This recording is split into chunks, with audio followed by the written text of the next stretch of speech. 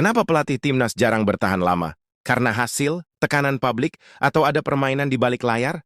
Jabatan ini prestisius, tapi di baliknya seperti bom waktu. 1. Hasil imbang, sorotan datang. 2. Kekalahan, rumor pemecatan beredar. Mari kita bahas. Namun sebelumnya, bagi yang belum subscribe atau follow, silakan subscribe atau follow, agar Anda bisa menyaksikan info Timnas News dan analisis sepak bola lainnya. Bayangkan tahun 2030, Indonesia bukan cuma ikut turnamen, tapi jadi tuan rumah, punya akademi kelas dunia, dan menembus Piala Dunia. Tapi, apa itu cuma mimpi? Tahun 2030 sering disebut sebagai masa emas sepak bola Indonesia. Coba bayangin ya, kalau zaman dulu Timnas Indonesia udah pakai VAR dan AI, mungkin sejarah sepak bola, kita udah berubah. Siapa tahu kita udah langganan Piala Dunia. Bayangin kalau Indonesia main di Piala Dunia, lawan Brasil, Argentina, atau Jepang. Kira-kira bisa sampai babak berapa ya? Nah, kali ini kita nggak cuma berandai-andai, tapi pakai data dan simulasi game buat jawabnya. Mari kita simak info selengkapnya. Kenapa pelatih timnas jarang bertahan lama? Karena hasil, tekanan publik, atau ada permainan di balik layar? Jabatan ini prestisius, tapi di baliknya seperti bom waktu. 1. Hasil imbang, sorotan datang. 2. Kekalahan, rumor pemecatan beredar. Mari kita bahas. Namun sebelumnya, bagi yang belum subscribe atau follow, silakan subscribe atau follow, agar Anda bisa menyaksikan info Timnas News dan analisis sepak bola lainnya. Jabatan pelatih timnas memang prestisius. Tapi ini bukan cuma soal taktik. Keputusan besar sering diambil di ruang rapat tertutup. Tekanan sponsor, kepentingan pengurus, bahkan ego. Saat timnas gagal, paling mudah menyalahkan pelatih. Padahal, masalahnya jauh lebih kompleks. Dari manajemen hingga politik internal. Saat timnas gagal, publik mencari siapa yang salah. Dan paling mudah disalahkan, ya pelatih. Padahal masalahnya sering jauh lebih kompleks. Dari manajemen kompetisi, regenerasi pemain, sampai politik internal federasi.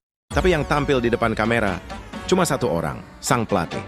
Ia menanggung semua beban, dari kekalahan hingga komentar netizen.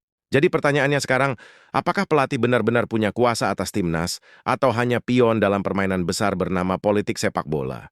Banyak pelatih mundur bukan karena takut kalah, tapi lelah dengan tekanan tak masuk akal. Jadi siapakah pelatih hanya pion dalam politik sepak bola? Bagaimana menurutmu? Beri pendapatmu di komentar. Bayangkan tahun 2030, Indonesia bukan cuma ikut turnamen, tapi jadi tuan rumah, punya akademi kelas dunia, dan menembus Piala Dunia. Tapi, apa itu cuma mimpi? Tahun 2030 sering disebut sebagai masa emas sepak bola Indonesia. Bukan tanpa alasan, data, rencana, dan semangatnya mulai terbentuk. PSSI bicara tentang transformasi total, infrastruktur, pelatih, hingga filosofi bermain. Tapi jujur aja, di lapangan realita, belum semulus itu. Coba lihat sekarang. Dari proyek Garuda Select, Liga 1 yang mulai profesional, sampai diaspora pemain keturunan di Eropa. Itu bukan sekadar tren, tapi sinyal kecil bahwa mesin besar sepak bola, Indonesia sedang pemanasan. Sekarang bayangkan 5 tahun ke depan. Stadion berstandar FIFA di beberapa kota besar, akademi daerah yang beneran hidup, dan pemain muda yang tidak hanya jago dribble, tapi juga paham taktik modern. Bukan lagi euforia sesaat, tapi sistem yang jalan dari bawah. Kalau semua itu terwujud, 2030 bukan cuma slogan, tapi titik balik. Karena sepak bola bukan cuma soal menang atau kalah, tapi soal bagaimana bangsa ini belajar disiplin, kerja tim, dan bangga atas identitasnya sendiri. Masalahnya, semua itu butuh komitmen jangka panjang. Bukan hanya dari PSSI, tapi juga pemerintah, sponsor, dan ya kita semua.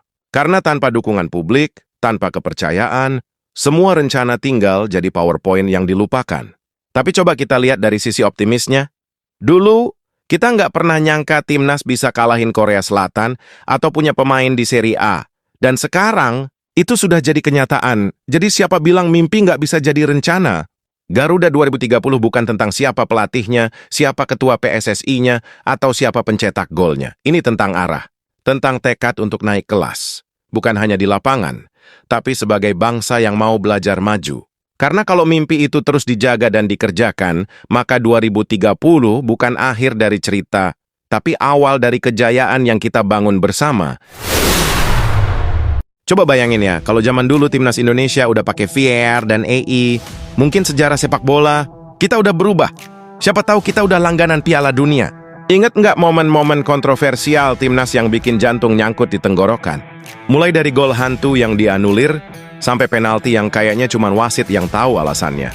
Nah, sekarang bayangin, kalau waktu itu udah ada VAR Plus, AI referee system, ada kamera 360 derajat, sensor bola, bahkan analisis emosi pemain. AI-nya bakal ngomong, decision, no offside. Defender's toenail was still onside.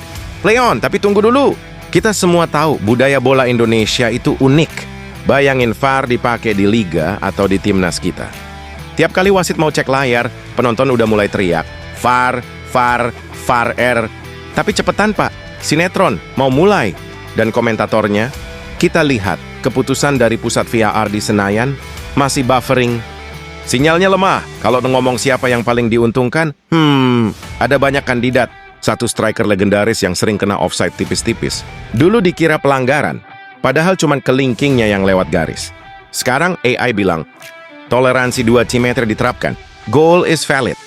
2 kiper yang sering disalahin karena bola udah keluar. VAR bakal zoom sampai serat rumput terakhir. Part of the ball still on the line. Wah, penyelamatan dunia nyata. 3, dan tentu aja penonton yang suka debat di Twitter. Sekarang debatnya level naik, bukan cuma wasit buta, tapi AI-nya bias data Eropa. Tapi di sisi lain, kalau semua keputusan udah super akurat, mungkin drama dan emosi sepak bola juga bakal berkurang dikit. Nggak ada lagi momen wasit curang, gol kontroversial, atau kalau aja itu tadi masuk, Indonesia udah juara. Kadang justru di situ letak romantisnya sepak bola kita. Karena dari situ lahir kenangan, tawa, marah, sampai harapan yang nggak pernah padam. Jadi kalau timnas Indonesia main di era VAR dan AI, ya mungkin hasilnya beda, tapi semangatnya tetap sama. Berjuang buat Garuda di dada. Karena teknologi bisa bantu akurasi. Tapi yang bikin bola tetap hidup, itu emosi dan cinta dari supporternya. VAR boleh dingin, tapi cinta kita ke timnas selalu panas. Yes, we did it! We finally did it! Bayangin kalau Indonesia main di Piala Dunia, lawan Brasil, Argentina, atau Jepang. Kira-kira bisa sampai babak berapa ya? Nah, kali ini kita nggak cuma berandai-andai, tapi pakai data dan simulasi game buat jawabnya. Dulu kalimat Indonesia main di Piala Dunia mungkin cuma mimpi di atas awan. Tapi sekarang, pelan-pelan mulai terasa realistis. Ranking FIFA kita terus naik, pemain naturalisasi makin solid, dan liga mulai dikelola lebih profesional.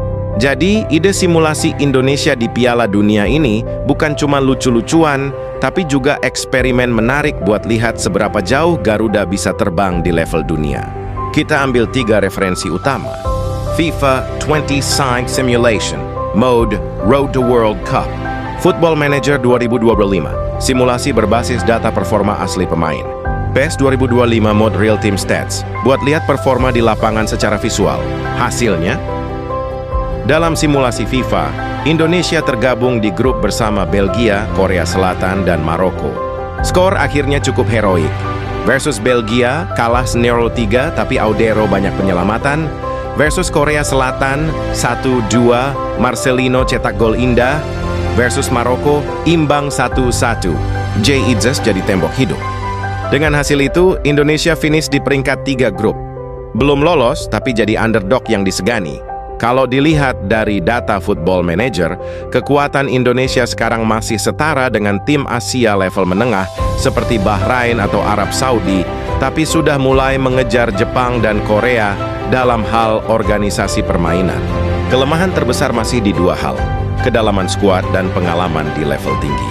Tapi sisi positifnya, Indonesia punya energi muda dan mental pantang menyerah. Dalam simulasi, 60% peluang kita bisa menahan imbang tim papan tengah asal fokus dan disiplin taktik. Jadi andai Indonesia main di Piala Dunia, kita mungkin belum juara, tapi bisa bikin dunia angkat topi. Karena di balik semua angka dan simulasi, ada semangat satu bangsa yang nggak bisa dihitung pakai algoritma. Siapa tahu 2034 bukan cuma simulasi, tapi kenyataan. Mimpi Garuda bukan soal kapan, tapi seberapa siap kita saat waktunya tiba. Yes, we did it! We finally did it!